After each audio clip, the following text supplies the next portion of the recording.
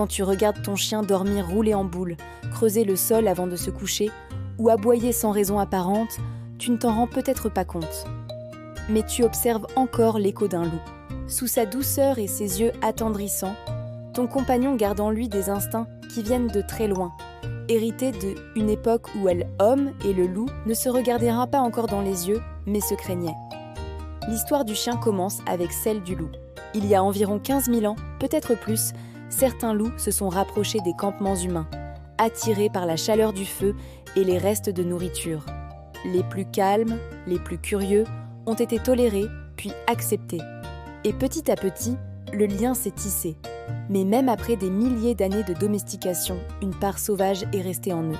Quand ton chien tourne sur lui-même avant de s'allonger, ce n'est pas un tic, c'est un comportement ancestral. Les loups faisaient la même chose pour tasser l'herbe, vérifier les odeurs et s'assurer qu'aucun danger ne les guettait avant de se reposer. Quand ton chien cache ses jouets, sa nourriture ou enterre un os dans le canapé, c'est encore un héritage direct de ses ancêtres. Dans la nature, les loups enterraient d'alors leur nourriture pour la protéger des charognards et la retrouver plus tard. Même le simple fait qu'un chien garde son territoire, aboie à l'approche d'un inconnu ou se montre jaloux, vient du comportement de meute. Chez les loups, la hiérarchie et la défense du groupe étaient essentielles à la survie. Ce besoin d'ordre et de sécurité existe toujours, mais il s'exprime différemment. Ton chien ne défend plus une tanière, mais ta maison. Et toi ?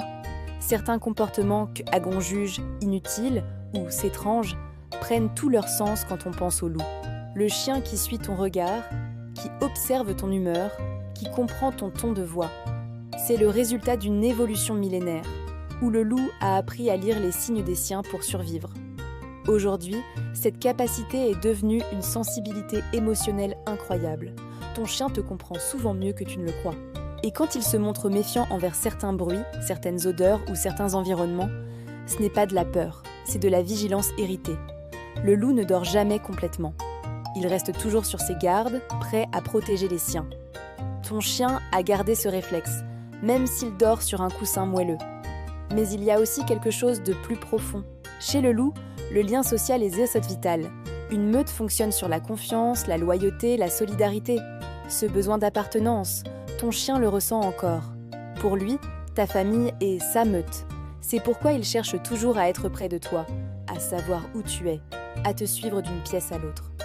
Ce n'est pas de la dépendance, c'est un instinct protecteur et affectif profondément enraciné. Et si tu observes bien, tu verras que même ces jeux rappellent la chasse d'autrefois. Courir après une balle, attraper un jouet, tirer sur une corde, tout ça imite les comportements de chasse et de coopération qu'avaient les loups pour capturer une proie ensemble. Ces gestes, aujourd'hui transformés en jeu, gardent une dimension instinctive, une mémoire du passé. Les chiens ont oublié beaucoup de choses, mais pas tout. Leur instinct leur rappelle parfois d'où ils viennent. Et c'est cette part sauvage, ce souffle ancien qui rend leur compagnie si fascinante. Parce qu'en eux, il reste un peu de ce monde d'avant, celui des forêts, du vent et des meutes.